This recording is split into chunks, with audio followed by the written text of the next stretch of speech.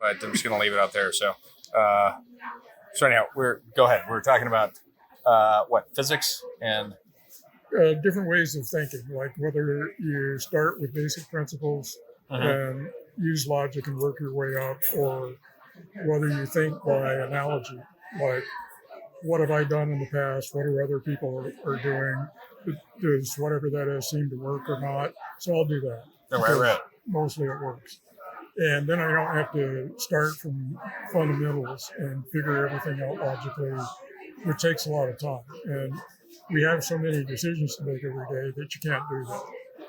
But when it comes to really important stuff, a lot of the times it really pays to start with fundamentals. And one of the things that Elon says is when he gets a new idea, he tries to start off with looking at the fundamentals and answer the question, do laws of physics allow success to be a possible outcome?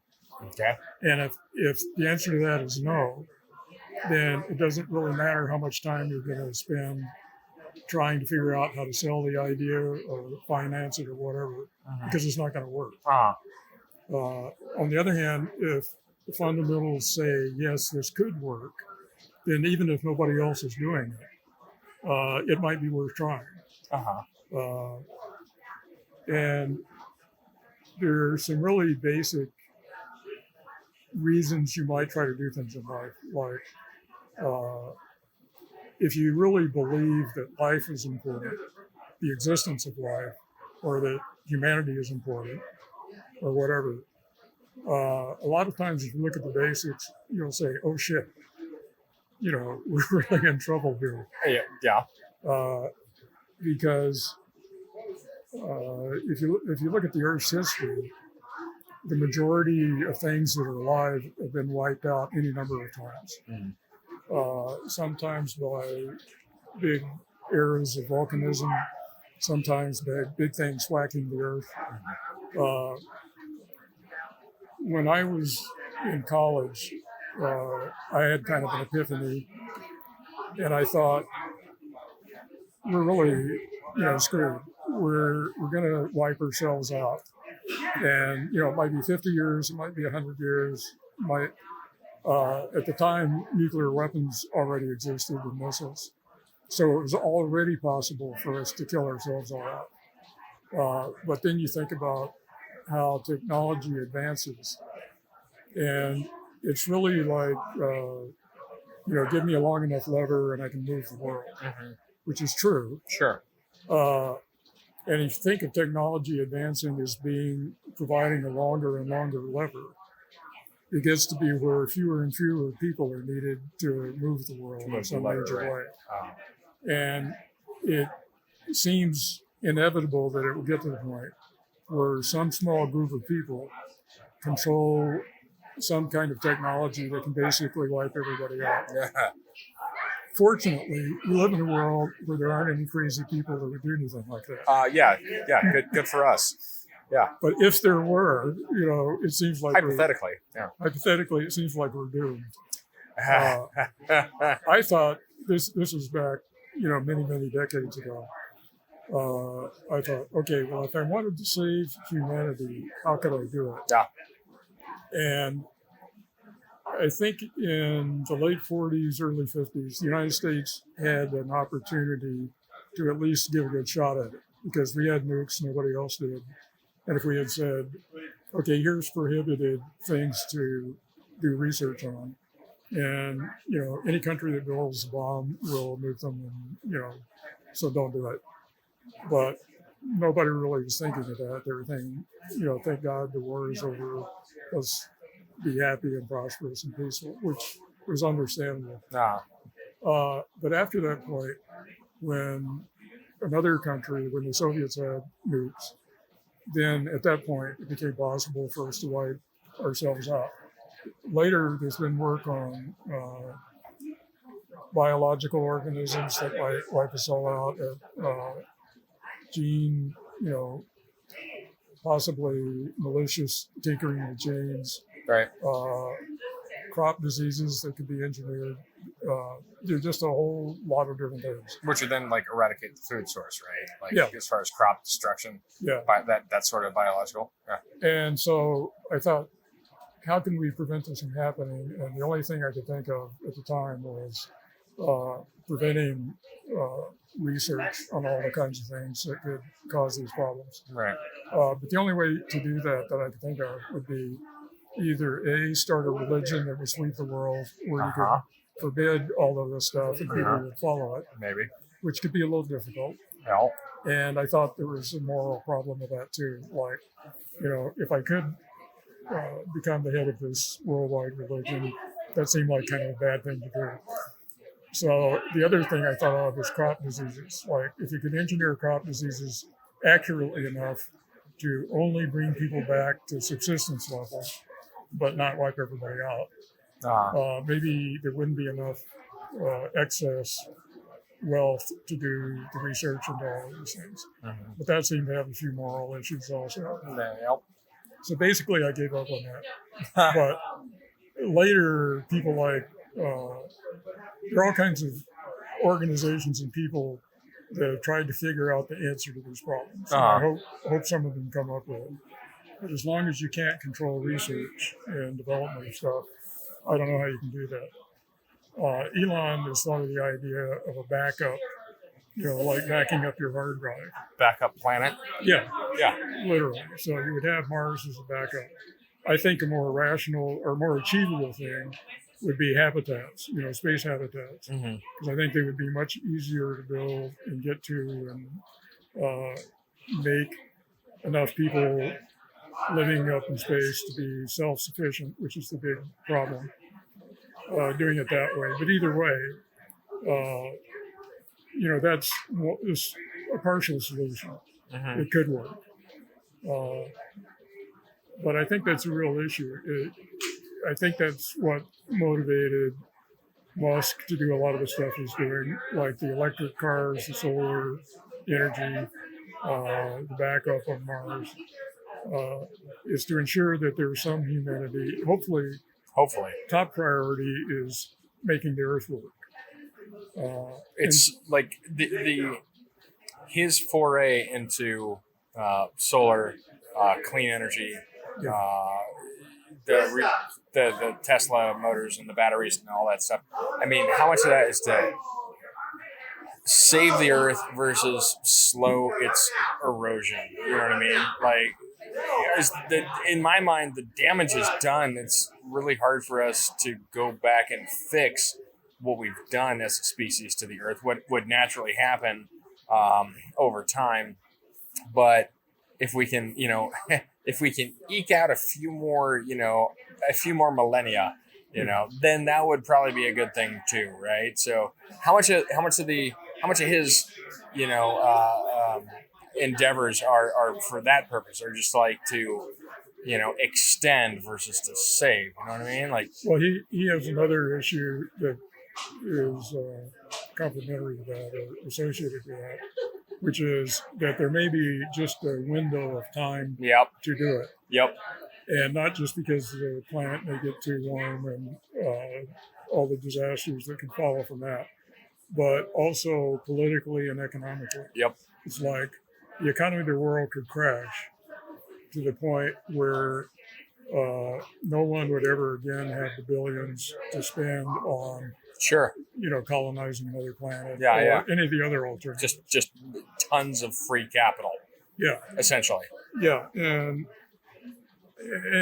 also, again, we may wipe ourselves out anyway. That's probably likely. So there's a window. Yeah. Interesting. The answer to the Fermi paradox is like, okay, the universe has been around for billions and billions of years, easily enough time for other life to have evolved to the point of technology and travel between stars and so on. So why aren't they here? And they're not. We don't detect any signs that they're anywhere. Not that we would necessarily, but so far we haven't. So why not? If we had evolved on one of the earlier stars, given the rate that our civilization and technology have advanced, we would have had, 1 billion or more years to spread out among the stars. Right. We could have crossed the whole galaxy by and been all over the place, but no one's done that. One suggestion is that there's a short lifetime for technological species. That is, once they get to the point where they can build things like atomic bombs and do interstellar travel or whatever. Yeah, that they tend to go boom at some point. They tend to destroy themselves. Someone eventually is going to push the button. Yeah, sort of thing. Yeah, and or accidentally. Sure. Yeah, they wreck their world or whatever. So that seems like a plausible idea if that's the case. And there's also the specialness of the Earth and the Moon and tides and all the things that help life to develop in the first place on the Earth that are not universal, and that led to creatures getting out of the ocean and on the land, and then having fire and technology and all that. That may be extremely rare among life. So part of it is just to ensure that life happens, continues to happen in the universe. So I think that's really been a motivation of his. It's one reason why I'm interested in getting people out into space. I've had a chance in a lot of space conferences to talk to people that have started space companies, and in just bullshitting after the conferences, sitting around at a bar or whatever. I found that a surprising number of those people had the same motivation. Yeah. Like they really want to save humanity. Yeah. And they never talk about it, except when they're drinking with a fellow space nuts. In vino veritas, sort of thing. But a lot of them are quite passionate about that. Yeah. And it comes from that reasoning from basic fundamentals. From foundation. It's like, this would seem to be like where life heads if it gets into technology. I think in answer to the question about slowing up environmental problems and so on, I think that's part of it. If we could get global warming down to the point where it only warms up a couple of degrees Celsius, it's probably recoverable. It might take 1,000 years or longer or less, but it's probably not past some trigger point. The danger is we don't know if there are trigger points, thresholds, where once we get beyond a certain point, there's a runaway development. The one I think about, and I don't know enough about geology and so on to know how serious it is, but there is a kind of ice that traps methane inside. Right. They're called clathrates or methane ices. And they're all over the floor of the oceans in different places. They're in the frozen tundra in Siberia and the Arctic. And over the past 2 decades, people have been looking more to see if any of those ices are melting. And it turns out they are, more and more.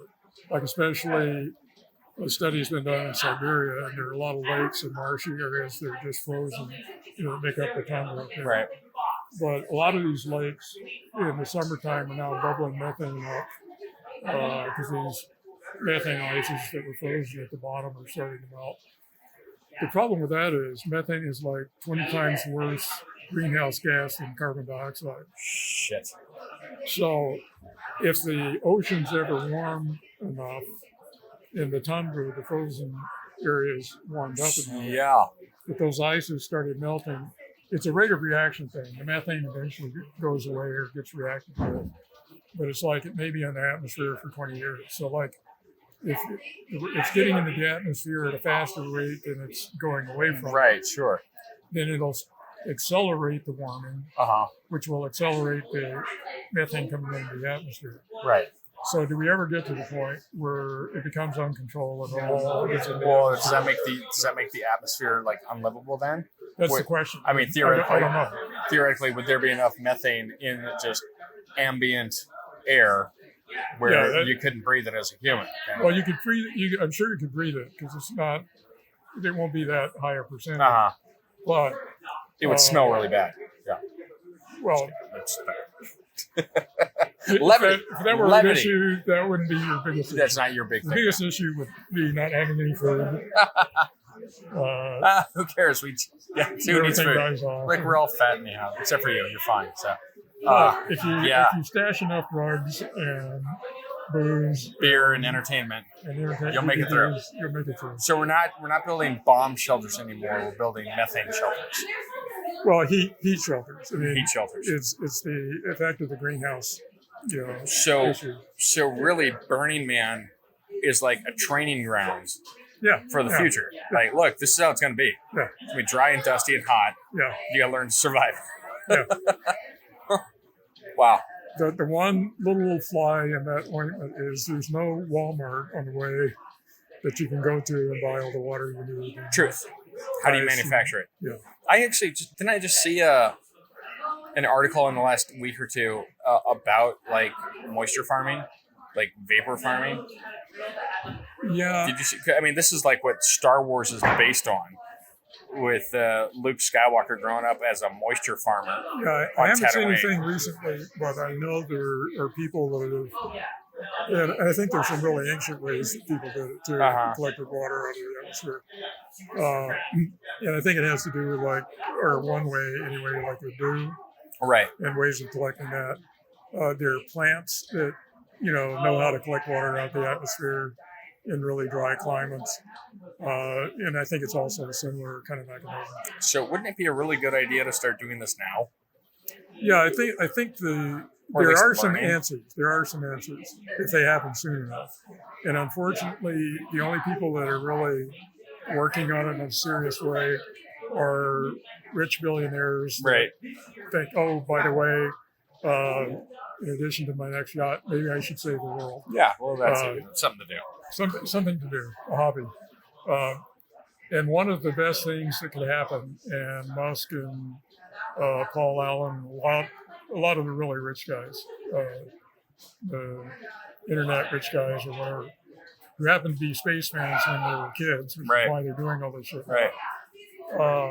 Are investing in alternate versions of doing fusion power for generating electricity. There's the big government programs, which have been 20 years away from having commercial reactors. And the joke is they'll always be 20 years away. Right, 20 years for the past 60 years, right? Yeah. And many, many, many billions of dollars later. But there's many other ways of doing fusion, potentially. It would cost a lot less. And they're finally getting a little bit of funding because of the billionaires. If any of those methods should work, and you could come up with a relatively cheap, workable reactor, you wouldn't have the nuclear waste problem to deal with. But one big thing you could do would be purify seawater or brackish water to produce fresh water. So that would go a long way to solving the water for people and agriculture problem. All right.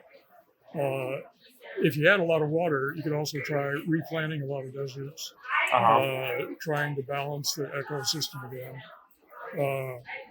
But all of that would be kind of for naught if the global temperature gets above a level that it can recover from. It's sustainable. Sure. And even if it can recover on its own thousands of years in the future, if we're not here, to benefit from it, that may lose a little bit of its flow. Then what's the point? Should we just go to Mars and terraform Mars? You could do or that. Whatever. You could do that, but it's probably easier to save the Earth. And Musk acknowledges that and says that's what you should do, is first save the Earth.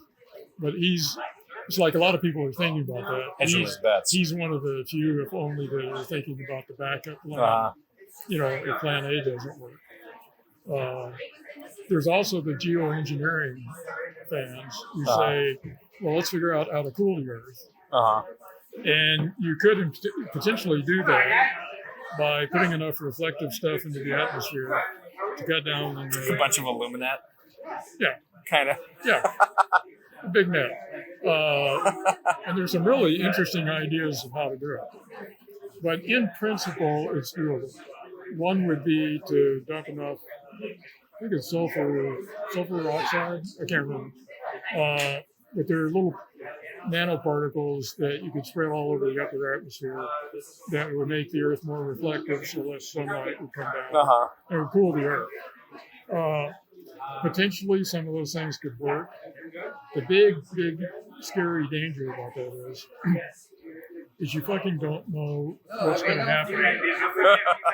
So it could be, yay, it worked. Oh, by the way, Oh, shit. we're buried in ice. and we can't warm up again for another 10,000 years. But at least we're not getting any hotter. It's not getting hotter. Oh, humanity. Oh, my God. So one of the things that Elon says that anybody with a brain ought to listen to, even if you don't believe in global warming, it's like we are changing the amount of carbon dioxide in the air significantly by what we're doing. And even if you think we don't know yet if that will cause global warming, isn't that a really stupid experiment to conduct? Yeah. Like, until we actually know what could happen, isn't that just a really dumb experiment to conduct with our only place to live? Yeah, we got nowhere to go. Yeah. Yeah. There's an astronomer at the University of Arizona named John Lewis, who wrote a couple of really good books. One was called Mining the Sky, and another was Rain of Fire and Ice. And basically, he's into asteroids. Okay. And also saving the world and the usual space nut stuff. Right. But he's a really great speaker, really great writer, great astronomer, I think. But he did a thought experiment about, okay, how much nitrogen is there out in the comets and asteroids? How much oxygen? How much carbon? All of the things it requires to sustain life, to make a livable habitat or world. How much is out there in the asteroids and comets? Right, sure. This is a thought experiment. And he figured out, calculated how much of all those things a human being needs per year, and would be needed to make the habitats and all the rest of it, the energy required to move stuff around. And he figured something like over 1 trillion humans could live sustainably on what's out there. Really? Yeah. So it's like, not that I want there to be 1 trillion humans. No. But the idea that the Earth is the only place that we could possibly live just isn't so. That's ridiculous. We would have to develop the technology, but it's not new physics. It's not new kinds of engineering. It's stuff we could actually build and do today if we put that much money and time into it. Put the effort into it. Yeah. Effort meaning, like you said, money, time, resources, Yeah. direction of how we want the world to go, sort of thing, right? So Musk has decided the best bet is Mars because it has pretty much all the materials we need, at least in quantities that can support millions of people. And he figures you need maybe 1 million people to have something to be self-sustaining. Because you have to have scientists, engineers, teachers, people can make and repair and mine and do everything. Just general labor. To do everything that's needed to keep it going. Forever, Yeah. To be sustainable. So that's, fortunately for that option, there is someone that has enough money to at least kickstart the process. Donald Trump. No, I'm just kidding. Sorry. Probably not. I hope given not. Given that he doesn't really believe in global warming. He can have Mercury, all right? Fine. You don't believe in global warming, fact, have Mercury. I would send him to Venus. I think that would be ideal. I don't know, women for Mercury, never mind. Well, it's kind of the sulfuric acid atmosphere. Perfect. Enjoy. Metal melting temperatures. I think his hair will live, but, whatever. Only his hair. Only his hair, exactly. Not of this. The landscape. Not of this earth, exactly. Yeah. That would be a fascinating movie, wouldn't it? Right? Yeah. Donald Trump actually is a human being under the control of the evil orange wig, which is actually a space entity that can survive in the sulfuric acid wastelands of Venus. And, it's a possibility. I'm throwing it out there. They're controlling him, so we'll get elected, do away with all greenhouse limits. Yep. So this will be a second Venus. It'll be second Venus. That they can live. Dude, the shit writes itself. I love it. Perfect. All right, we'll work on this. Yeah, we'll work on this. Welcome to your weekly burner meetup. This is what we talk about. Thank you. So, I smell popcorn. Do you smell popcorn? Yeah. I don't really want popcorn. All right. So, Musk intends to pay for this, not just with his own money, but he has committed pretty much all of his own wealth at one time or the other for both Tesla and SpaceX. I mean, he was down to the point of spending all of his money on those when they were about to fail.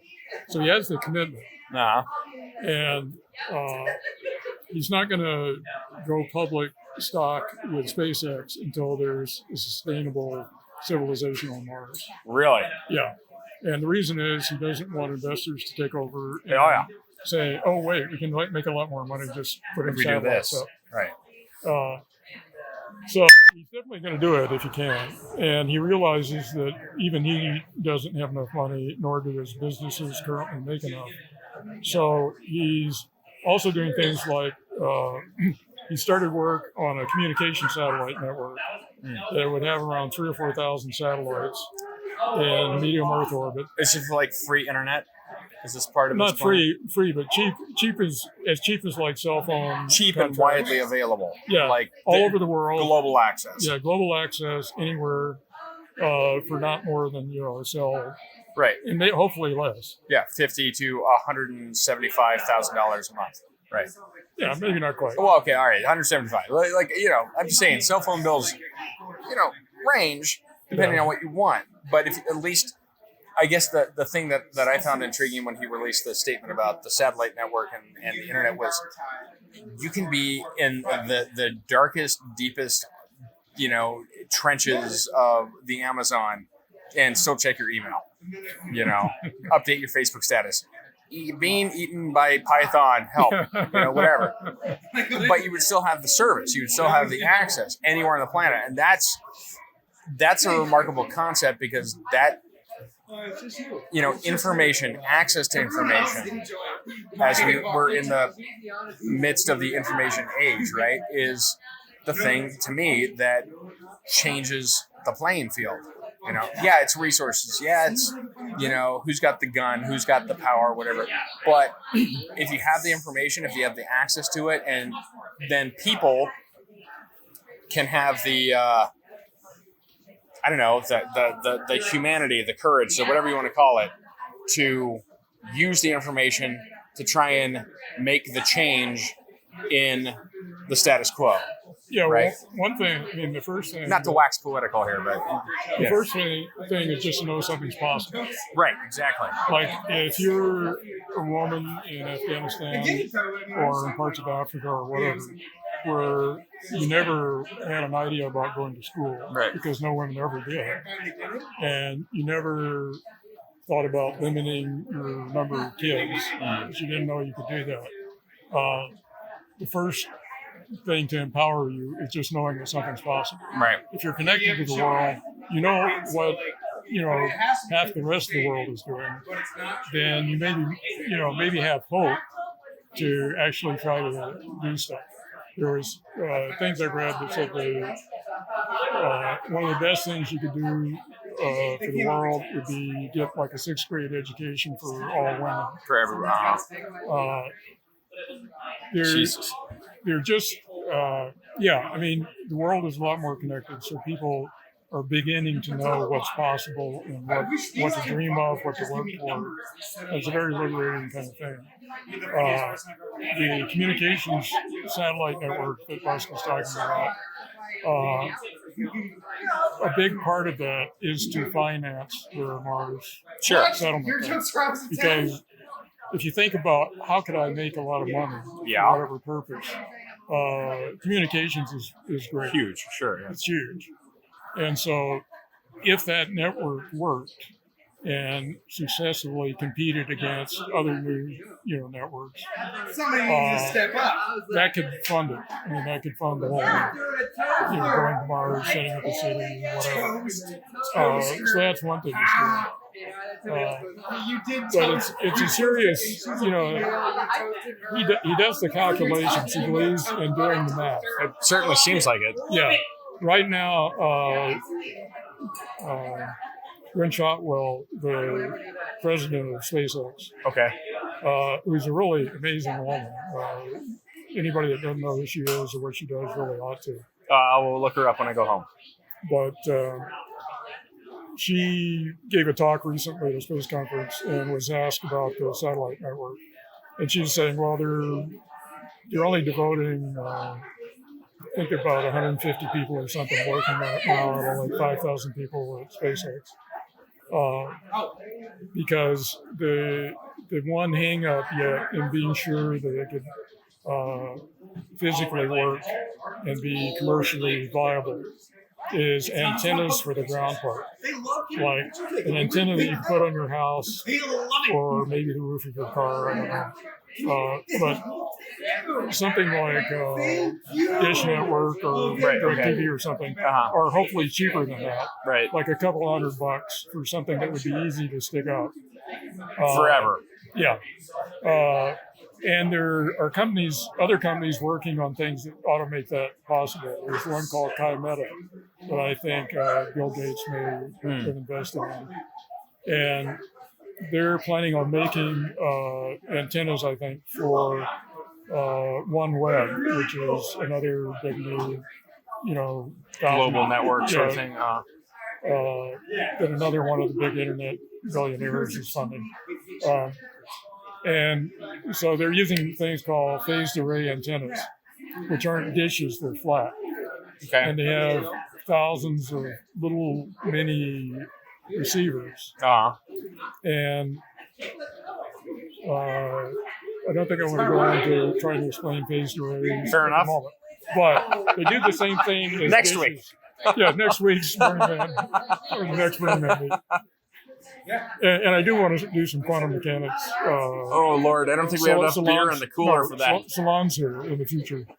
But the phased array antennas, they can be done like big circuit boards. So potentially you could run them out by the thousands, big assembly lines. Right. And not require some metal dish, giant and a dish mounting thing, structure. Yeah. Because the phase rate antennas can aim themselves at what they're listening to or broadcasting to, and they're inherently, once they're made in big enough numbers, really cheap. So when they get that part of the constellation, communication satellite thing down to where they're sure they can do that cheap enough.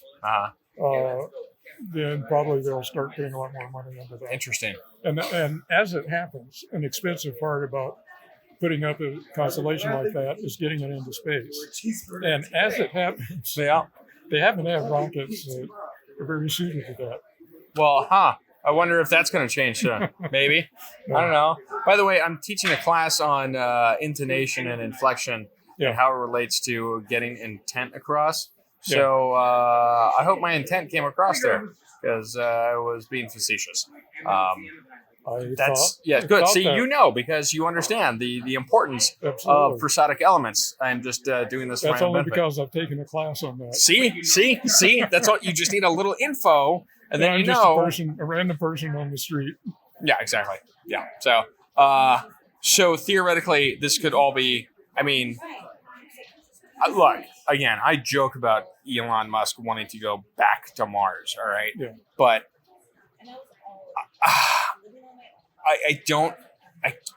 I've never seen anybody like him in my lifetime that is this philanthropic and to the point of like questionable sanity. Like, really?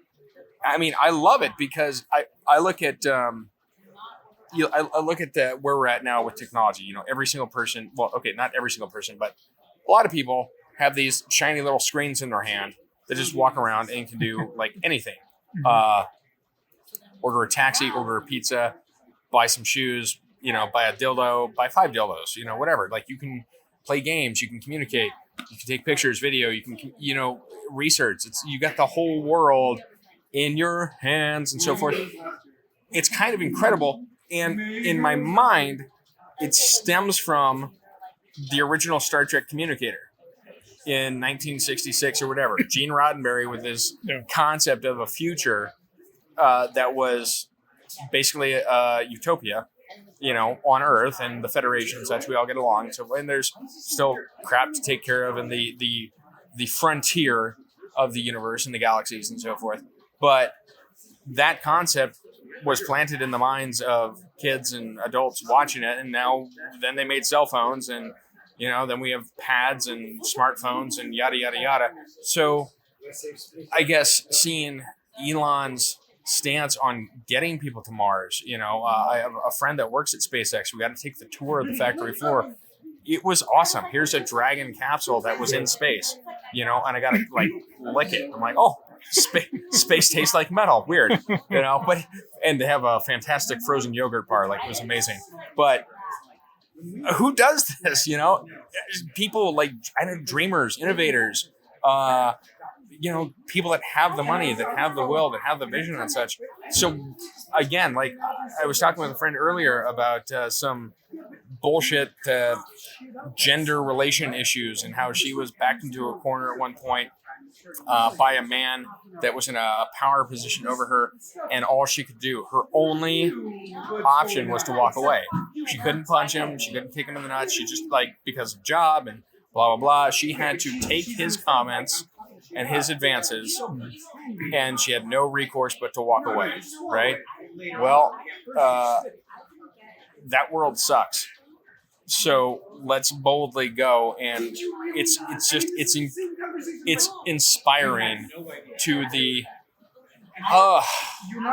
nth degree to see someone that is willing to put his money where his mouth is, that's willing to make bold statements, because I grew up in the 90s, right? I graduated high school in 94. I wore flannel. I listened to a lot of alt rock from Seattle, like a lot of us did. And the wall came down in 89, 90, somewhere in there. The Berlin Wall, that was kind of a big deal. The Scorpions had a song about it with whistling, Winds of Change. It was great, but there was a lot of talk, and it felt like not a lot of accomplishment, not a lot of doing, you know what I mean? And I could be wrong. Look, we have the internet now. Al Gore invented it. We all know that. We have this ability to communicate ideas and information and so forth from one side of the planet to the other and back again in seconds, whereas before it would take, I don't know, hours, days, whatever, especially at the size of the content. So I was thinking about the Hyperloop earlier. I remember hearing about the Hyperloop on the radio 4 years ago. And I nearly pooped my pants. I was so excited. I'm like, oh my God, it's Futurama come to life. Yeah, but this makes total sense. You get in a pod and it shoots you at rocket speeds somewhere else, and you get out and you go to your place and you get back, and LA to San Francisco in 30 minutes. Not that anybody from San Francisco would come to LA, but it would be an option. And how would that apply to the space elevator concept? Could you have an Earth-based Hyperloop to near the moon, theoretically? It doesn't have to be tethered to it. But what if it's adjacent to it? So the orbits don't necessarily, interfere with each other, but you could get something just underneath the moon, and then a little propellant gets you up to the moon, and then you're at, moon base Zappa or moon unit Zappa or whatever it is. Which would be that would be a great name for a moon base, Zappa. Well, of course it would. Exactly. I mean, look, Frank Zappa, I've not listened to a lot of his music, but I trust in my father. There's another visionary. Even if he's insane by a lot of the mass public, I've got to feel that the same thing is true about Elon. This guy is... I remember I saw an interview with him a couple months back where he hypothesized the probability that we are all living in a giant simulation. Yeah. And it was fascinating. Yeah. And today, a friend of mine put up an article on Facebook about the fact that there is a conglomerate of wealthy tech billionaires that are investigating the fact that we may very well be living in the Matrix and how to stop it. And he's like, well, this is stupid. If we're in the Matrix, then they're in the Matrix. So don't we need somebody from outside the Matrix, like Neo, to come get it? This is dumb. But the fact that the possibility is there, the fact that they're investigating, because there was such a lax in investigation, such a just a dearth, just nobody cared. We're just going through the motions for so long. we're bombing this country, we're bombing that country. We're entertaining ourselves with fucking bling and spinner wheels and bullshit bands and nonsense. Like, let's go. My wife's a big fan of the maker movement, which I was stupid to for a long time, and I'm still not totally in tune with it. But I get the concept. Like, we're all people. We all can. We all can make these things. We all can do these things. It takes a little effort, but it's there. Just, you got to want to tap into it. You got to show some interest in it. You got to turn off your TV. You got to not go to the goddamn, Walmart every weekend or whatever. Like, they deliver. So just have them bring it to you. It's fine. I don't know. I've rambled a lot. I'm inspired by what he does. It's big, it's bold, it's Star Trekian, and it stems to me from, like, I look at Star Trek as, like, and again, I was not alive when Star Trek was originally on the air, but I look at that through those lenses of Gene Roddenberry with this vision that got made into a TV show, that got made into a series of movies, that got made into another TV show, another TV show, another TV show, another TV show. Okay, one of those should not have been made, but still, it happened. It's no big deal. But the inspiration, and again, there seems to be just a lack of that in the world, aside from people like Elon that are really trying to get it done. I don't know about Blue Origins. Are they just competing with SpaceX just because? It's the Amazon guy, right? Yeah, Jeff Bezos. Bezos, right.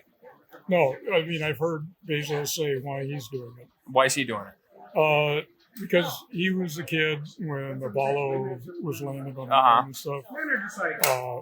I think Musk was too.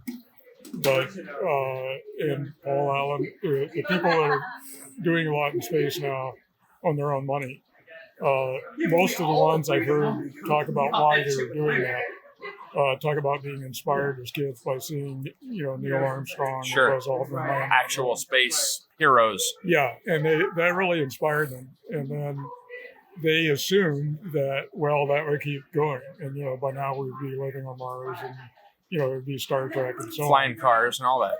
But then things just went away and nothing happened, and they were really disappointed with that. And then when they actually found, maybe to their surprise, that they could actually do that themselves. They decided, why not? Let me, I'm going to see that this gets done. Bezos has said that his goal is to have millions of people living in space doing stuff. So it's not exactly the same thing, but it's the same basic idea, which is enabling humans to have space and other planets boldly go as part of their environment. Right. As part of where they live. Sure. Where they have resources. Which is mine, too, for all the different organizations I've worked with, trying to make it feasible. Dude, we don't have to just live on dirt. Yeah. I think about the flying car concept from when I was a kid, watching the Jetsons or watching Back to the Future or anything like that. Because again, that's the input you get is from, creative dramatics, let's say. And it's a possibility. Like, this is a great imagination of what could be. So let's make it. So where's my goddamn flying car? Where's my floating city? Where's my city under the sea? We have a bunch of dimensions in which to live, space being the big one. Yeah. Because what's in space? I don't know, everything. Like, what do we have mapped in outer space? Like 1/10%, 1%? Oh, I mean, we have no idea. Right. Mm-hmm. Like, do we actually have any idea of how much of a percentage of the universe, the entirety? We have a pretty good idea of the kinds of things that are out there based on our solar system and nearby stars that we can see well enough to get an idea that it's been an assumption in science for I don't know how many centuries that the laws of physics that are obtained here on Earth are probably universal. Like, in other galaxies, it's probably the same gravity and the same chemistry and elements. We're not going to go into like fluid space, something like that.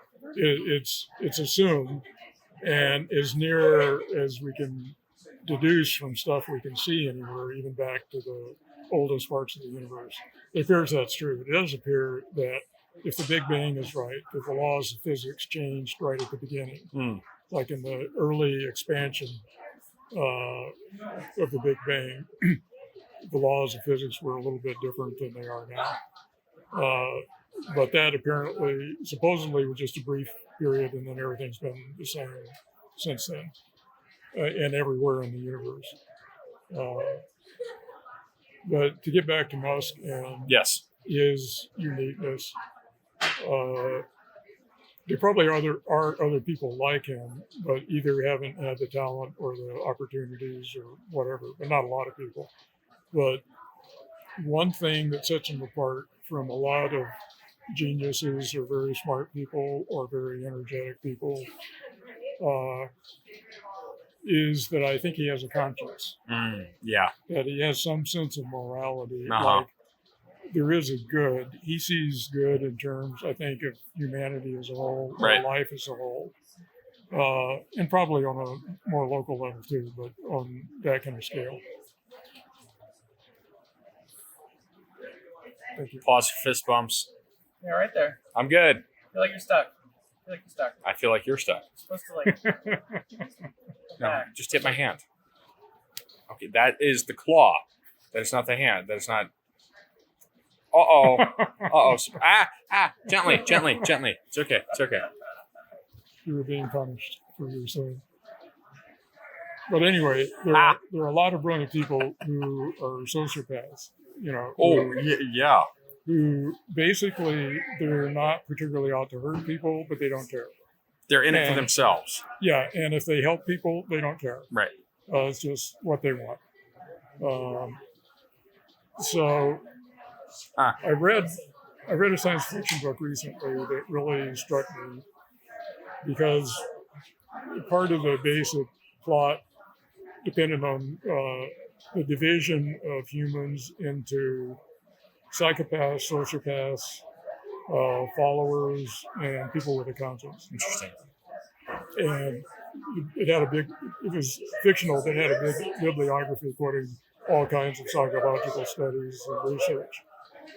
And the idea is that there are people who have, pretty much everybody has an inner dialogue.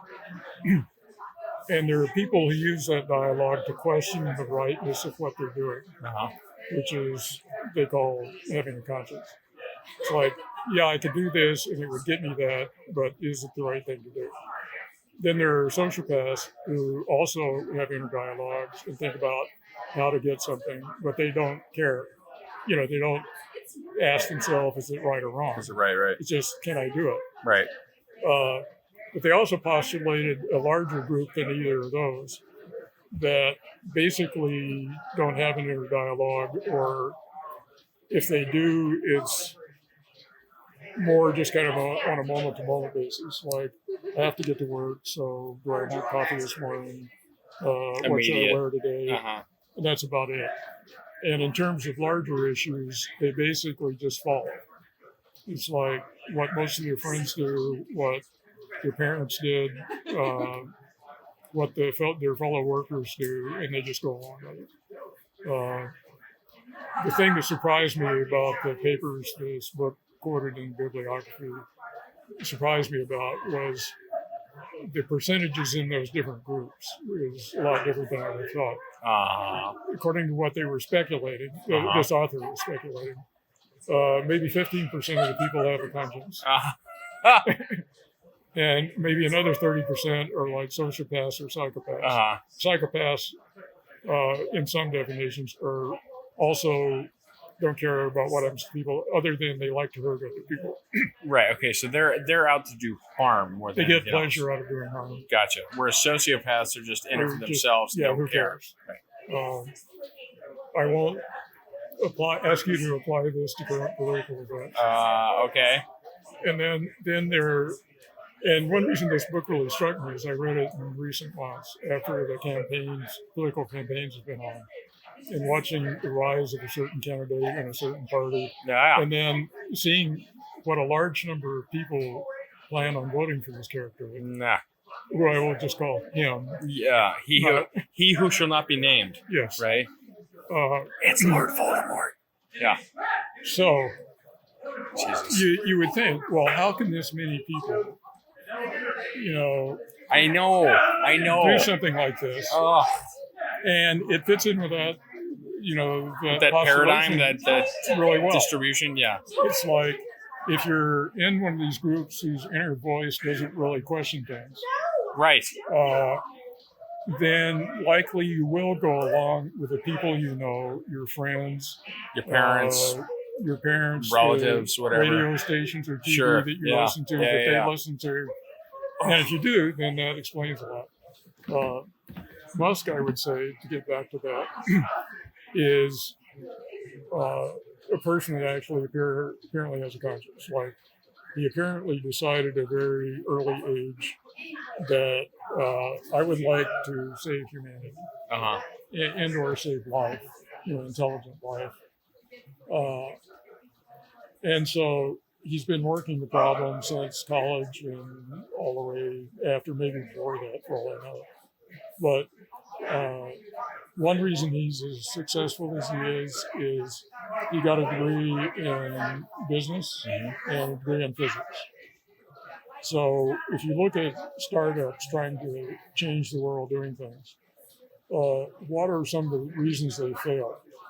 Well, Lacking in one of those two categories. Yeah, I mean, how to pitch it. You have versus people how to who know about are it. brilliant technically. Right. And I've known a lot of those people who have started companies and failed. And invariably with them, it wasn't that their technical idea didn't work. It was they had no clue about business. So they talked to friends of theirs that were, quote, business people. And they saw what looked like a good idea and said, okay, I'll do the business side, you do the technical side. Right. And eventually, they pretty much all failed either because the business people weren't good at it, or they were good at it, but at some point they thought, if we replace our tech guy or demote Save him out of, money or whatever. and do smarter, sharper stuff with the business side, we can make a lot more money. Yeah. I had a friend who will remain nameless, who started a rocket company out in Mojave, and it was a really good idea. I mean, that's my field of engineering, and I've studied it for decades, and it was a very, very good idea. But he had a couple of people he knew, I think, from previous work, people that worked in a company that he worked for previously that decided to join his company, a startup. And so things went along pretty well. And aside from the thing they were trying to build, a way to get into space, they were also doing contracts for other companies on technical stuff to pay the bills and so on. But at some point, they got a lot of investors in, venture. Capital and such. Yeah. And at some point, the two business people he started this with, there were three founders. They had brought in other people on the technical side and the business side, so the company had grown somewhat. And the people on the business side at some point said, these contracts we're doing now, we could expand them and make a lot more money a lot sooner than continuing with this rocket thing to go into space. So why don't we capitalize on that now? We'll get a lot more return on investment. The investors like that. So they voted them out of controlling, say in the company. And their grasp of the technology was really awful. And at some point, he got disgusted enough that he left the company.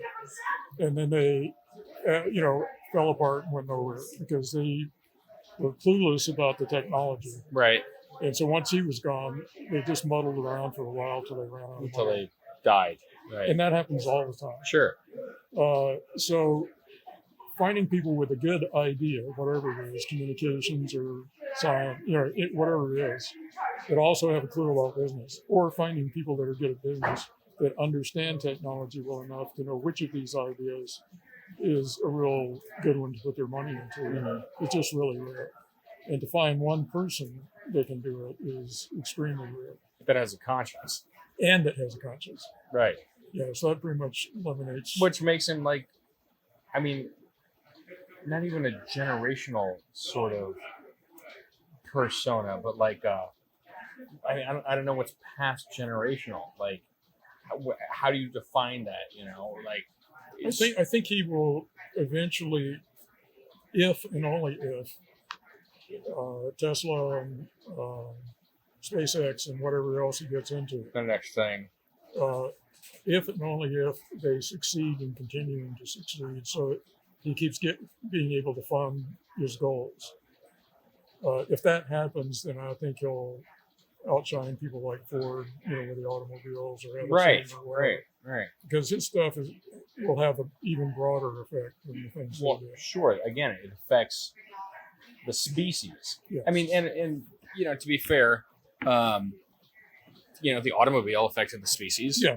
The locomotive affected the species. Like a lot of these things affect and if you go back humanity. to Right. the Industrial Revolution, there were any number of people that had major ideas that really changed the world. Right, and that's what it feels like to me. It's like, Yeah. look, we built the, Intercontinental Railroad. We built the, what's the Orient Express, the Trans-Siberian. Yeah. We've done all these different, terrestrial transportation, grand standing things. Well, space is the next thing. Like, because the world gets smaller. I mean, to me, the universe gets smaller in a sense that, like, we've done this before. Now we're just doing it with different trains. We're doing it with different cars. We're doing it with different horses, whatever. Like, if I need to put a helmet on a horse so I can ride around the surface of the moon, I'm going to do it, because that would be, like, to me, that'd be awesome. But who doesn't want a space horse? But at the same time, just like legitimately, you're talking about getting something from point A to point B. All right, well, we're not doing it with, coal power and a train. We're doing it with space power and rockets. We can figure it out. I'm not saying I'm the guy to do it, but like, I believe in it. It's so, and I mean this, like, awesome. Like, really, I'm in awe of the stuff that's going on with him, with Blue Origin to a slightly lesser extent, because to me they're not as media darlings as Elon is. But regardless, just the fact that this is going on is inspiring, again, as a species, that hopefully it's inspiring, the youth or even people in the middle of their careers. Like, you know what? I am sick to death of filling out TPS reports.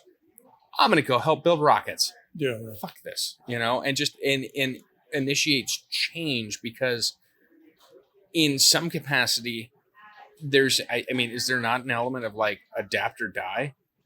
There's got to be something in the back of the minds of a percentage of the population is like, dude, we can't stay here. We can't keep going the way we're going, because, like you said, we're either gonna push the button, fall asleep on the button, or the button's gonna get like short wired because it was produced in China. Yeah. Sorry, China. And it's just going to go off. Like, there's all kinds of scenarios where we're just gone.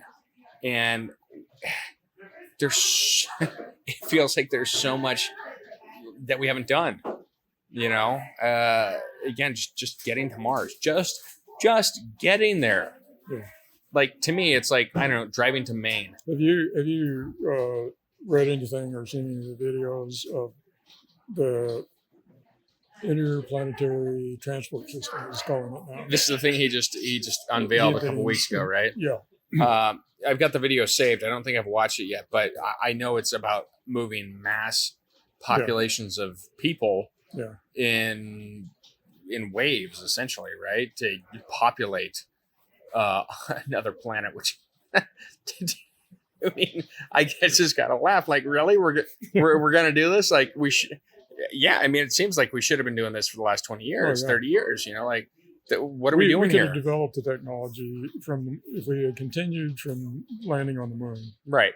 And just continued. Well, first of all, if we did it with NASA, we wouldn't probably still be to Mars yet, but we would be on the way there. Right, we'd be on the moon or somewhere in between.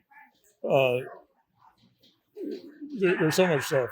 There's NASA commissioned a study to look at if they had built the Falcon 9 rocket that is being used to put up satellites and take cargo to the space station and stuff, like what would it have cost NASA under different ways of managing things? Under the traditional way that NASA has been and still is managing programs, it would have cost 10 times what SpaceX spent on developing the Falcon 9. Right. Using best practices, which they aren't yet. But the best practices they've thought would be the best practices. It would only cost 4 times as much as it actually cost SpaceX. So one thing that I before being in the Space Tourism Society and the National Space Society and the Space Frontier Foundation, I was part of a group called California Space Development Council. And one of that small group ended up being an advisor to NASA under Obama's administration. But what we were trying to do then, and all these other groups since then, is to paraphrase a famous political phrase, it's the cost stupid. It's like the reason all of that stuff hasn't happened, like way back when it could have, there's no technological reason it couldn't have, is because of the cost. And it's like people blindly not having to think that, oh yeah, if I can't afford it, I can't do it. So NASA and companies and so on come up with plans. Bush the first asked NASA to come up with a plan to send people to Mars. And they came back with it, and the GAO or somebody did a cost analysis and said, oh, this will cost 450 or 500 billion. And then Bush first basically said, oh, and dropped it. And every now and then, a new president or some congressional group will decide, let's go to Mars. What will it cost? Turns out to be something that they know there's absolutely no chance will ever be put in the budget. Musk, starts from a totally different beginning and path and method for doing stuff. It's fundamentals you mentioned, right? Yeah. And so it's like most companies that haven't been building rockets and for whatever reason get a contract or want to get a contract to build rockets, basically they're try to hire a lot of people from the other companies that are building rockets, and they'll study those designs and they'll say, well, can we make this a little cheaper or a little better or quicker or whatever? And so then they try to do that. That's, again, reasoning by analogy. It's like car companies do that when they're competing with another car company in a particular market. Like your mid-sized family sedan. It's like, can we make ours have a mile per gallon better than theirs has? And so they look at the same V6 engines, the same kinds of automatic transmissions, the same materials, and they try to tweak it a little bit. And they keep doing that evolutionarily forever. Musk's approach is like, okay, well, here's another branch of species. Here's another kind of species. Right. And maybe it can really outcompete all the varieties of, whatever else is already there.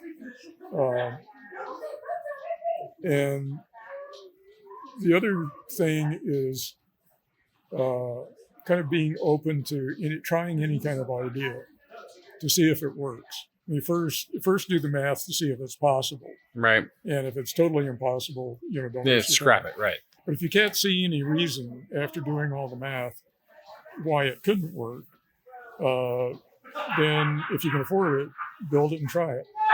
And if it fails, why did it fail? And can you fix that? And it's a very Silicon Valley kind of thing. It's like, I think there might be a market for an app that does this. Right. So you make the app and you put it on the market, and maybe it succeeds, maybe it sort of succeeds, right, but you see a way of making it better, or it just fails and you try a different approach. Right, sure. And that's just very mature industries, whether it's aerospace or cars or TV sets or whatever, tend to go by reasoning by analogy, type. What's everybody else doing? Well, if this worked, then this thing should work too, right? And I just have to do it a little better than just do it a little bit different. All right, bigger, better, faster, more of it, cheaper, whatever. But Musk anyway, just I presume as a kid. I mean, first of all, he was kind of precocious. He sold his first video game when he was 12, I think. But he was a geeky kid, read a lot, didn't get along with his classmates. Nerd. Your typical nerd. When he was 17, I think, he immigrated to Canada because he had relatives there, so he could move there. Because he wanted to come to America because he thought, I have all these ideas, where could I do them? And, well, the United States seems like the place to go because that's where more people were doing stuff. So he went there, and then he went to University of Pennsylvania and got his business and physics degrees. Got accepted into Stanford. What is that, Wharton? Yeah. Yeah. Got accepted into Stanford for a doctoral degree in physics. How old is he? I think he's 40 or something. Son of a bitch. Yeah. Damn it. Yeah.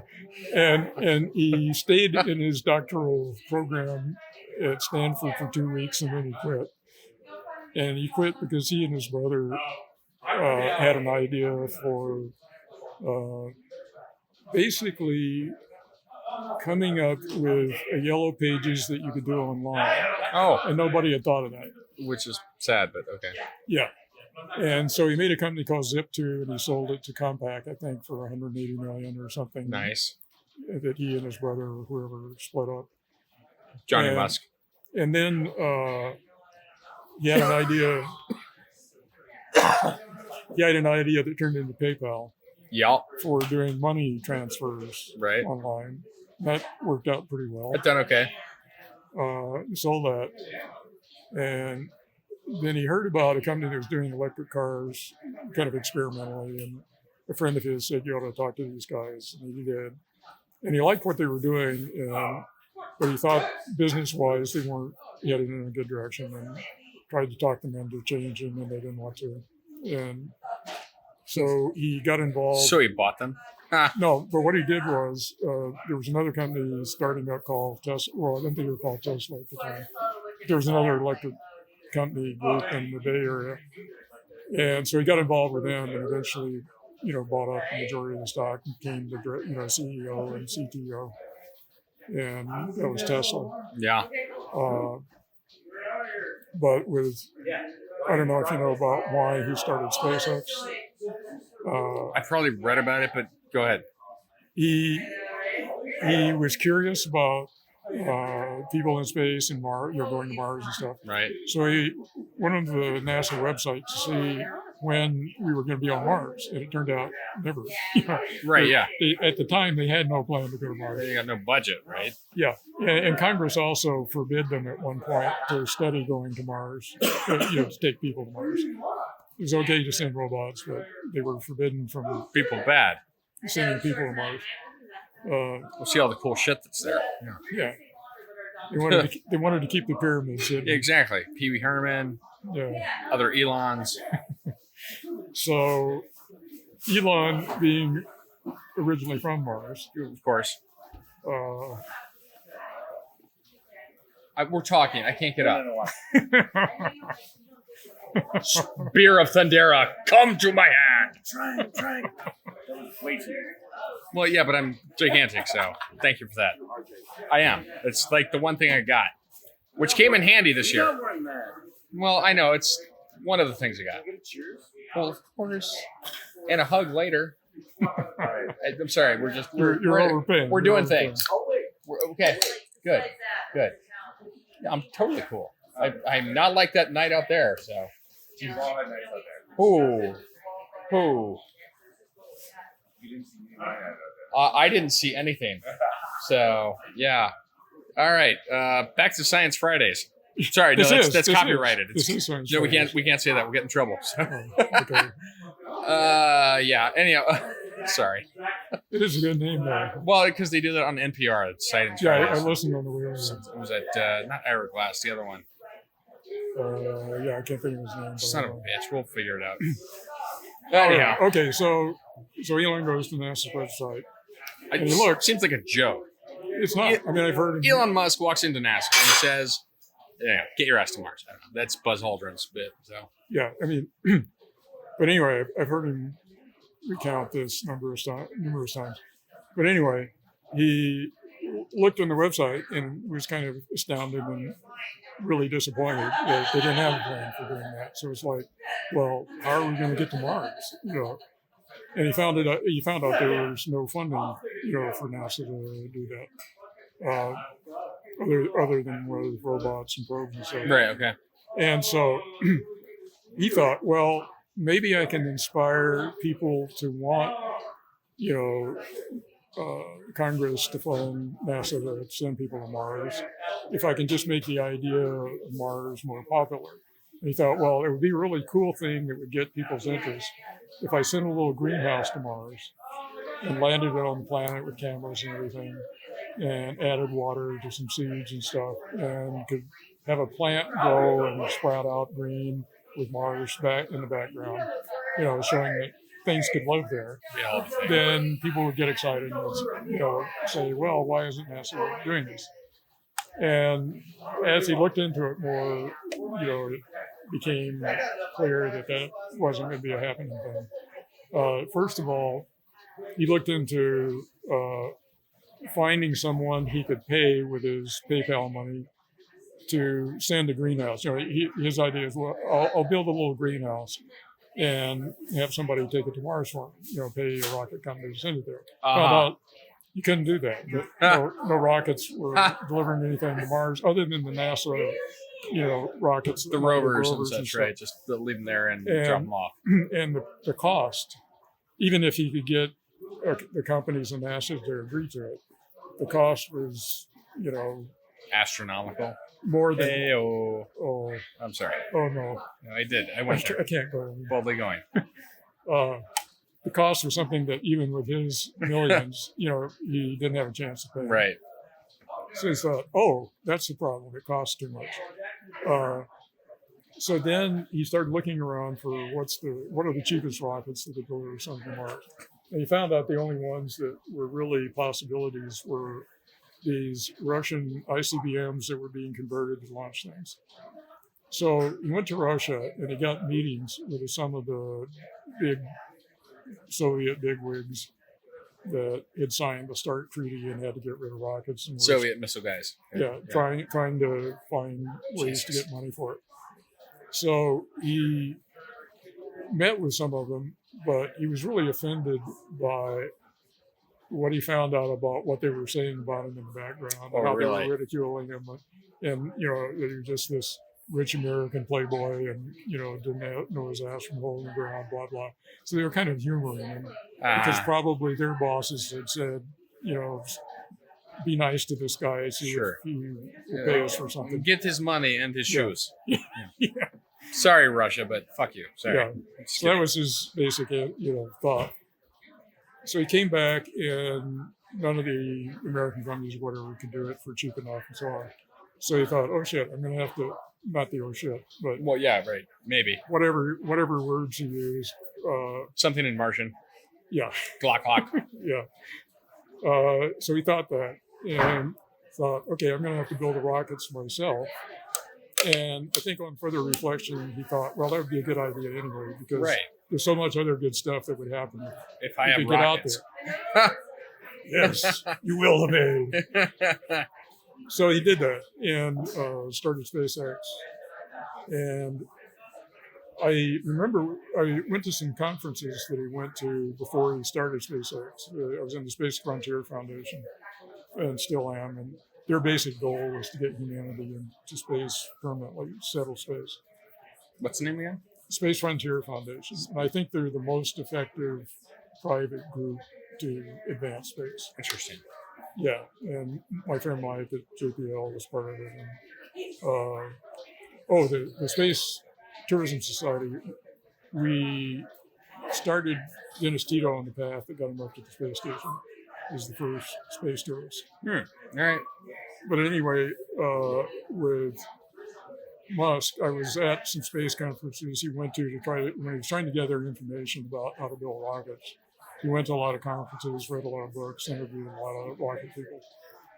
And if I had an opportunity to advise him on who to get for his top rocket guy to design rockets, I would have recommended somebody from TRW's rocket building work. Who's TRW? TRW is a big defense contractor. Okay. Builds shitloads of different kinds of. It's like Boeing or like Lockheed Martin or something like that. It's one of the. Okay. It's maybe, I don't know, 6 or 7 in the size of companies like that. All right, so up there. But at one point, they were doing a lot with rocket engines. And people that worked for them, they eventually got out of that business. But a lot of their people went to other companies like Northrop, which built a rocket engine that landed the astronauts on the moon and stuff like that. Right, okay. But they had a unique technology that came out of some JPL work that is different from how everybody else does rocket injectors, which turns out to be important to cost and a lot of things. And I had followed TRW's work and thought these guys are really way ahead of everybody else, including the Russians and everybody. And it turns out, I didn't know his name at the time, but the guy that ran that part of it was Tom Mueller, who looks like he's probably in his 40s or maybe 50 at the most now. But so he must have been, I don't know, in his 20s or 30 or something then. But from the engines that they built were just so amazingly cheap and effective and reliable and did really amazing things. And they used engines that they designed were used for missiles, for guidance systems, for pretty much anything that has thrusters or rocket engines. Really great place. And so I found out that Musk discovered Mueller and hired him to be the head of their engine program, which is why they've done really spectacularly in terms of rocket engines compared to everybody else in the world in the past, however, since SpaceX has been around. And the way Musk found them, he was talking to a lot of people at space conferences, but then he found out at Mojave, the city of Mojave and the Mojave airport and spaceport, that there were all these rocket startups and amateur rocket people out there building rocket engines and using to fly things. There was very much do-it-yourself kind of atmosphere. It wasn't a bunch of veteran aerospace people. Right. It was just, hey, I'd like to build a rocket. Right, sure. And Mueller was a rocket scientist. There are no rocket scientists, rocket engineers. Oh, right. I hate that. But he was what people call a rocket scientist, and really top him. But Musk found him out at Mojave Airport because he was building rockets and rocket engines that he went out to Mojave to fire. And a lot of other people do that out there. And so he talked to Mueller and looked at the rocket he had actually built and flown. And was very impressed, not just by his pedigree of building rockets for the Air Force and NASA and everybody, but by the fact that just on his own, because he liked it, he was actually building rockets himself in his own shop. In general, right. And Musk has made a point of that. Like when they're looking to hire people, they don't just look at grades. They look at what have you actually physically done? Where? What have you built? Uh-huh. What project did you actually get dirty in? Because they find that's a big predictor of success. Oh, totally. Yeah. But anyway, he got Mueller that way. But he got so many really top, great people. And by top, I don't mean organizationally. I mean in terms of talent, quality, smarts, and skill. Yeah. And mostly by what they actually were doing. Were they actually doing stuff? And how well did it work? Right, sure. So he's got a lot of really terrific people. There was a survey done 2 or 3 years ago of aerospace graduates around the country. And one question in the survey is, what would be your favorite place to work? And at this one university that I saw the results from, there were like 5 out of 6 of the grads wanted to work for SpaceX. I think maybe one wanted to work for someplace else. But it's like, yeah, it really has affected the generation. It's like, apparently SpaceX can be a really hard place to work, Right. as can Tesla. And there's a lot of turnover by people that get burned out or don't like the conditions.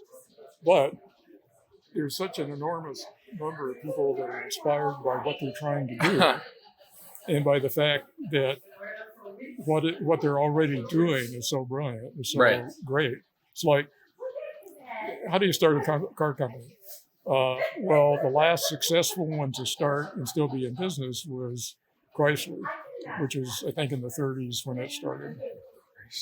So since 1930 something, no new car companies in America. I mean, you had Saturn for about, 15 Yeah, years? but I mean, they were a branch of General Motors. So Right, so not the same thing, Yeah. just like a division.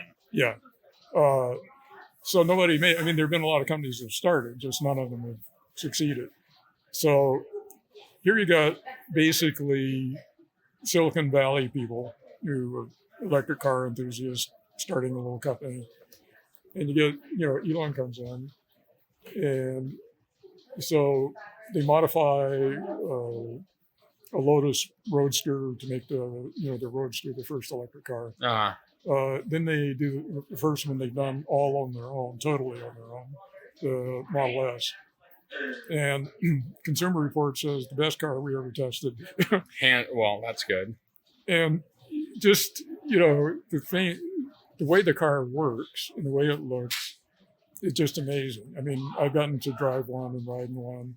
Yeah. And I have a really close friend who's one of the technical editors at Motor Trend magazine, and he's responsible for a lot of the car testing. And he's really blown away by their technology and just how really well a lot of their stuff is done. It's like it's not like a dog that speaks. The old joke where it's not so much what he says as the fact that he can speak. It's just period, right? So it's not so much that they built a car and managed to sell it, but that it's the best. It's like, in some ways, better than any other car on the market.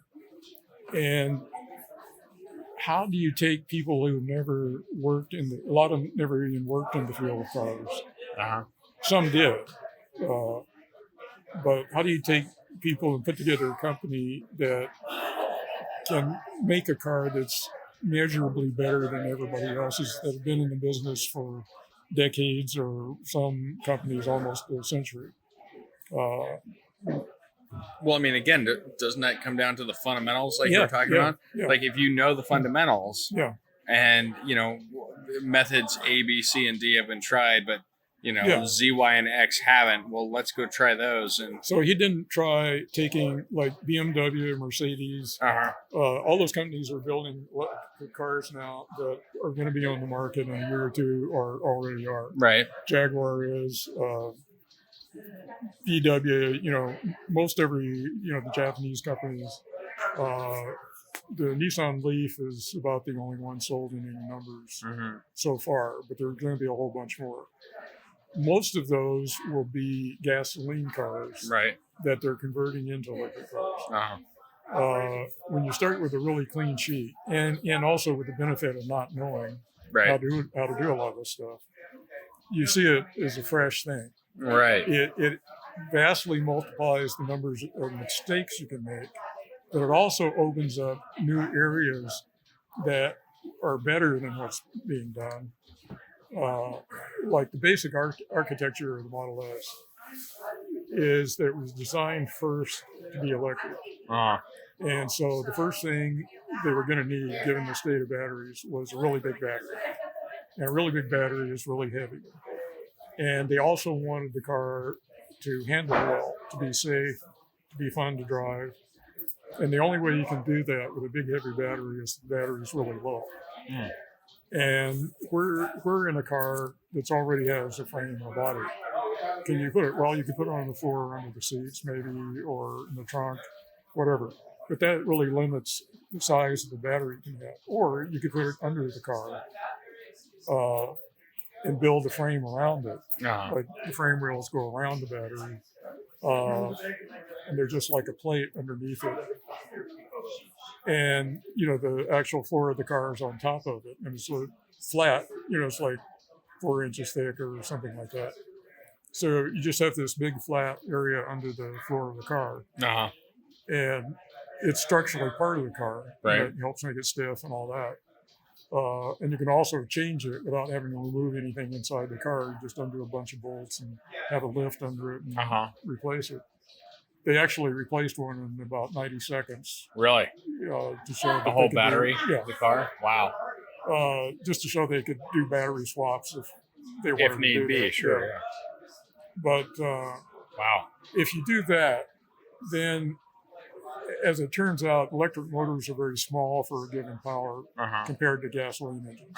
So it turned out they could make the whole power plant between the rear wheels and just have a little hump like an axle normally has, but not taking up any inside room that your axle wouldn't normally take up anyway. So you had not only the suspension, but you had the engine and the power controller and inverter and all that in one package about yay big.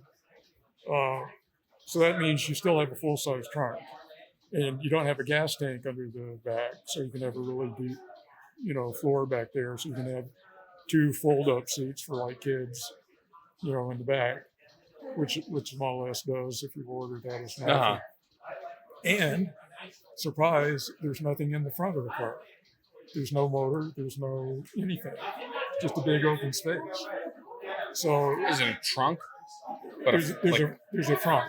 I was going to say a frunk, exactly. Yeah, that's what they call it. A frunk. So they have the frunk, and it's big enough that a person can curl up inside if you Nice. wanted to, or a body if you Have to. Yeah, if you have to. That Elon. If an Which unfortunate, I'm sure there's probably one or two. So. yeah. So that has a lot of benefits. One is there's just more space, but the other thing is safety. It's like you need crush space in the front. There's to a ton absorb- now. Yeah, and almost all of their vehicles have big lumps of steel and iron up there, Right. and they don't crush easily. Right, sure. So when you crush down to where the wall starts pushing things back, like the engine and transmission start protruding into your feet, Which is bad. which is bad usually, and that's not good. But with the Model S, it's just empty space or luggage that you put in the front or whatever, being pushed back, and it's a lot easier to resist that with a firewall or whatever, is between you and that. And you have more depth to absorb, the shock of the G's of the collision. So it gets great test scores, where they crash the cars into things. It gets great rollover tests. Just really aced all of the tests. Tesla says it got the highest ratings ever of any car. The organizations that do the testing won't say because they don't release a lot of the information from the test. Yeah. But it certainly got the top grades that they give out. So you get something that's safer, it can have a better ride because the center of gravity is lower. So to keep the car from rolling too much, you generally stiffen up the suspension. But since it doesn't want to roll anyway, because all the weight's at the bottom, Right. you can soften it up and still have flat cornering and good handling. It turns out that just this cascade of one decision driving the next decision driving the next. Right. It's called a virtuous circle, like a vicious circle, but Virtuous. Good. yeah, and The opposite of a vicious circle. Yeah, and you hear that all the time in rocket design because if you take out a little weight here, then that saves weight somewhere else, which saves even more weight somewhere else. Kind of like you're paying it forward. In a sense, right? You So- do good here, do better here, Yeah. do really good here, and so on and so forth. So it's an inherently very safe car, inherently a very good riding car, inherently very good handling car, and especially a very space efficient car because a given size car, this has a lot more room in it, usable room than other cars. Right. And so the the jerk ass question is, and how much does it cost? And there's the rub. Yeah, it is For now, I know, now, I know they're working on like a sedan, but right? you got the Tesla 3 coming out, Uh-huh. and you see the logo for Tesla. Yeah. It's a T, E, and then 3 horizontal lines. Uh-huh. And there's an L in there somewhere. Uh. But the story that Elon wanted a Model S, a Model E, a Model X, and a Model Y eventually. I see you figured it out. I watched a lot of Disney movies. They had subliminal messages in there. So, yes. So with your expert training, you deciphered that. Yes, I am You smart. broke the code. I did. I am a cipher. Yes. All right. But Ford objected on copyrights Hmm. because they had reserved the name Model E for some car they might build someday. Uh-huh.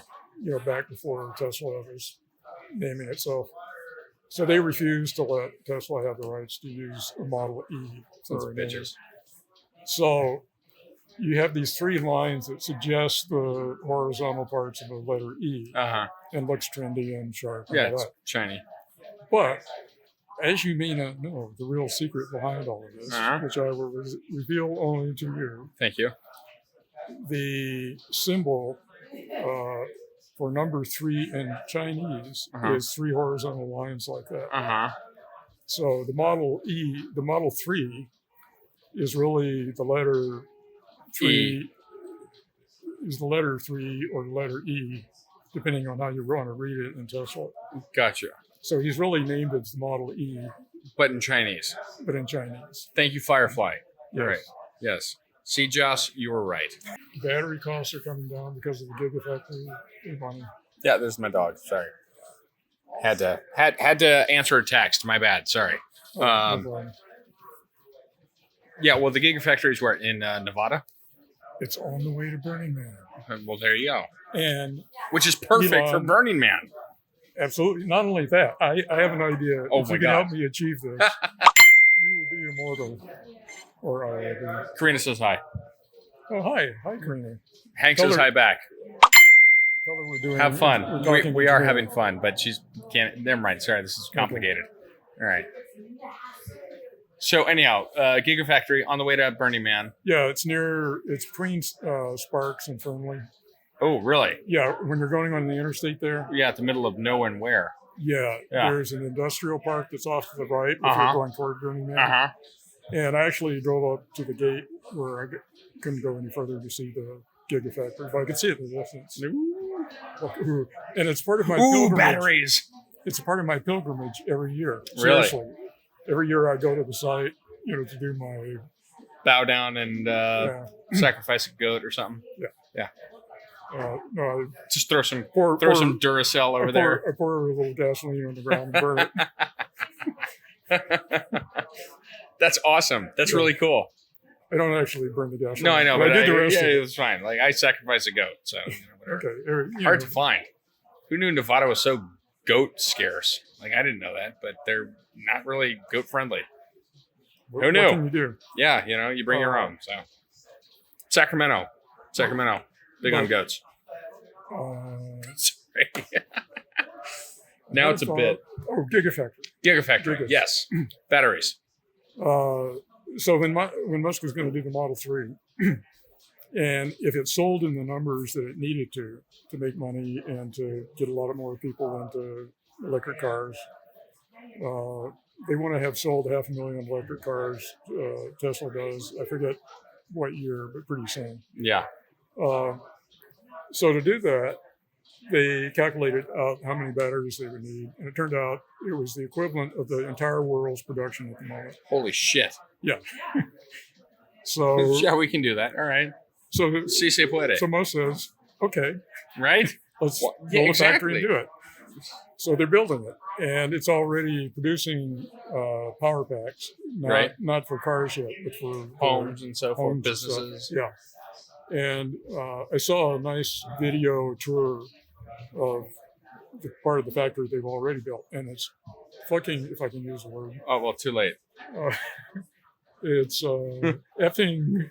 No, just go for it. Go for it, Hank. huge Yes, already. ginormous. Yeah, I mean, if you see how far they walk, walking around the part that's already there, you see the height of the building and how many layers there are and the size of some of the machinery that's already installed in there.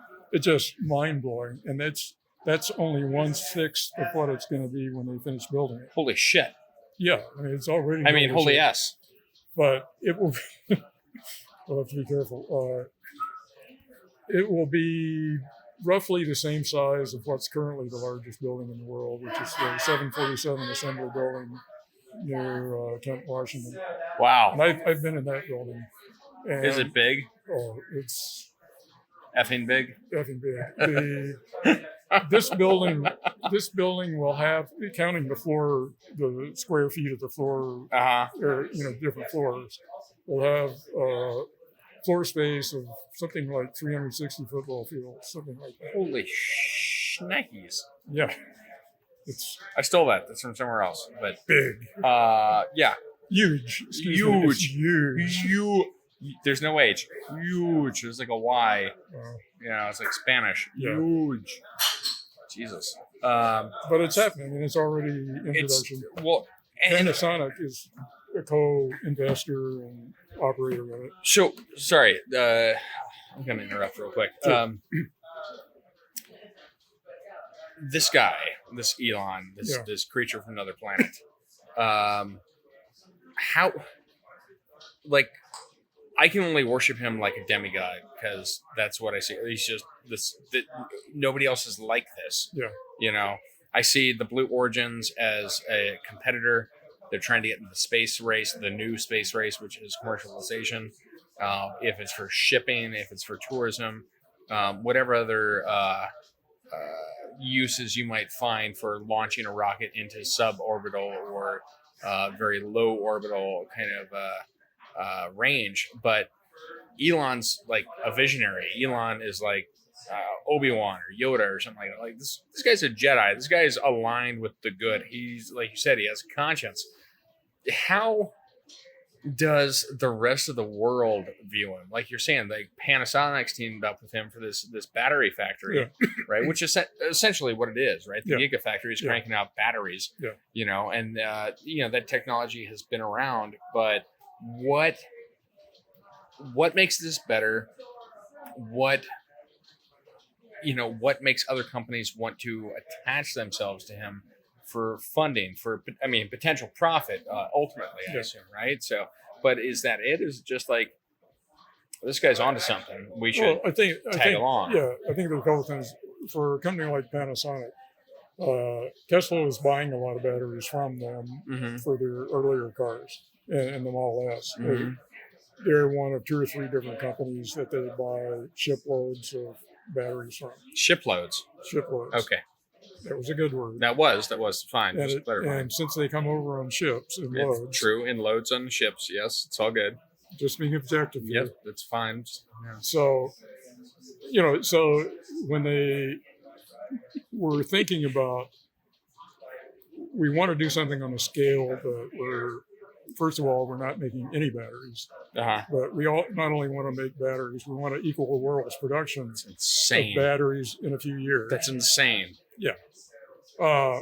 So probably we ought to team up with people that already make batteries and have machines that make batteries and scientists and technicians and engineers that know how to make batteries. And just like have them adapt to our formula or our model or what? Yeah, we'll make the actual factory because... Shit. It's a party when you're fucking dropping turkey. Yeah, keep the turkey in your pants. Son of a bitch. At least it didn't break. Like, bonus. I've heard other words for it. Yeah. Other than whatever. Yeah, broken turkey. Not good.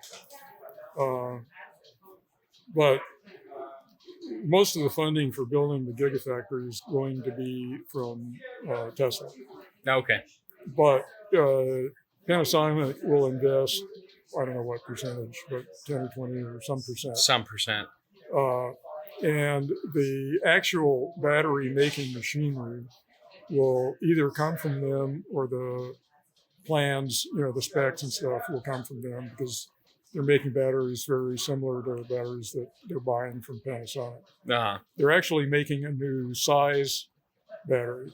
The ones they've been using are 18650 size batteries, which is common in laptops, which is the reason they started using it. But with the new Gigafactory and the cells they're starting to make now for the power packs and the new, Tesla Model 3, they're slightly fatter, just very slightly larger cylinders. And the battery chemistry is slightly different. So they'll be a little better. But if they stick to the cylindrical format, just having a zillion of them in a pack, which Musk says is a better way to do packs than big rectangular batteries. Okay. For cooling reasons. Lots of small to cool versus one giant to cool. Yeah, with little passages between them. So it can aerate. You don't have any big lumps that don't have cooling fluid. Gotcha. That makes sense. I'm sure. Yeah, and so anyway, they can make cylindrical batteries with the Panasonic machinery and the kind of, that kind of design. Okay. With all kinds of different chemistries that come along in the future that are better and have more power. And so but on. the like infrastructure is already there. Yeah. Kind of thing. Hopefully, more or less. Hopefully, there won't be some new kind of battery that only works, in flat. Right, like a BlackBerry. It's not Apple. It's not Android. It's this other thing. So if the cylindrical format keeps being a decent format, then they'll be hopefully able to adopt any kind of new chemistry. Elon says that J.B. Straubel, who's their guy that was one of the founders of Tesla before Elon got there. Elon, and he's still in charge of batteries and electric stuff there, says that he's the world's leading authority on battery chemistries and, research and advances and stuff. That needs a better name, like Battery Man. Something like that. I was thinking of battery overlord, something like that. You know what I mean? Like, there's got to be we got to think more of a of a better master, more of a battery master. Yeah. Sure. Sorry, I derailed you. I'm a bastard. Sorry, Mom, I'm a bastard. She hates it when I say that. I hope she did that. No, she's not cool with that at all. But c'est la vie. So anyhow, Mom, Hank, anyway, Mom, yeah, I can see it could be confusing. Correct. So if the cylindrical format remains a viable leading way of packaging batteries, then hopefully they can use that machinery or machinery very like it that they can develop without a lot of trouble to build batteries that keep advancing with the rest of the world's advancements in batteries. Right, gotcha. Adaptable. Part of that requires knowing what's going on around the world. And people have asked Musk about that. Like, well, how do you know that X batteries aren't going to, replace yours or whatever? And, make all that investment in the Gigafactory pointless. And he says, well, they're continually monitoring, R&D in batteries all over the world. And they invest a little bit of money in like 10 different companies around the world at a given time. So they get really good knowledge of what they're doing. If they do keep up like that, and they do have like 500,000 cars in a few years, and then he wants to have as many electric cars on the road, whether he builds them or not, as possible to get the world being electric. But as long as they're ahead of the pack and leading everybody, they might as well keep doing that. And if sales keep going up like they've been going up in Europe and then in Asia now, he says he expects to have many gigafactories. Like he's already thinking about having one in Europe and one in Asia and one in Asia and maybe other. So on and forth. South America, like one on every continent kind of thing. Yeah. And basically wants to keep the supply lines close, which is one reason he built the factory in Nevada, because it's not far from Fremont where the cars are built. Sure. And it's easy rail shipment, probably partly because it doesn't take him a lot longer to commute back and forth from California to Nevada. Well, I figure he's got his space plane that he can zip around in, but whatever. Actually, that's part of the motivation. See, I was joking. For Hyperloop. But He has talked about, the supersonic electric business jet. And that's another one of those ideas that we hear about. You think, yeah, that'll never happen because batteries are too heavy. Going supersonic is art, and also vertical takeoff and landing. But he's run enough numbers to think if batteries keep improving at a given rate, then yeah, at some point you'll have batteries that are light enough and powerful enough to travel hundreds of miles at least in your vertical takeoff electric supersonic business jet. It needs a better name. Well, yeah. Vertical supersonic business. You got to be careful about having people vote on your name. No, because we don't want Jetty McJetface. Right. I was just going to say, in England, their Department of Defense, whatever, the Navy, had a big new ship, military ship they were going to launch. Mm-hmm. And they made the mistake of having a poll that people could, submit names they wanted and vote on those names. And the name that got the most votes was Boaty McBoatface. Boaty McFucking-Boatface. Yeah. And let me just say, I'm really torn about how I feel about this because, in one sense, yeah, it's fucking terrible name for a warship or whatever the hell it was, and yet at the same time, go fucking humanity, people. That is the populace speaking out, saying that we don't care what the hell your ship is designed for. We want it to be called Boaty McFucking-Boatface, so suck it. All right, that's amazing. So there was an article in Aviation Week, which I read all the time, about the next generation bomber that the Air Force is developing now.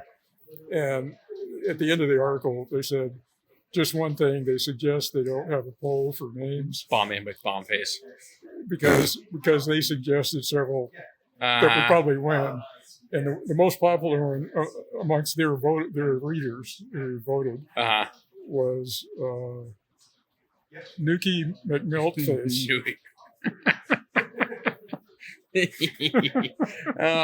Oh God! You'll see coming over in the air show, Nuki McMeltface. And in my mind, I don't know if you ever saw it, but Disney many years ago had this animated airplanes family sequence where there was the Papa airplane and there was the Mama airplane, and the Papa airplane had to be like a bomber, whatever he was, and he was kind of beat up. The Mama airplane was just holding down the house or the hangar, as it were, but she was pregnant and she gave birth to this badass fighter airplane child or something. It was great as a kid because oh neat, look at all the different airplanes, but realistically oh shit, look, what the fuck are you talking about, Disney? Jesus. Program. Right, a little bit, and with the I'm trying to find our current bombers. You can't detect it. It's too late. If you see them, it's too late, sort of thing. So what's the next gen? In my mind, it's just we're I don't know. We have starships, or we have invisible jets like Wonder Woman. But what do you do that's better than what we have? And I really don't want to know. I really don't want to know because I don't want to see it happen and yada, yada, yada. But interesting. All right. Well, I'm going to turn off the phone now because my hand hurts. All right. And, I'm glad we had this talk. Me too.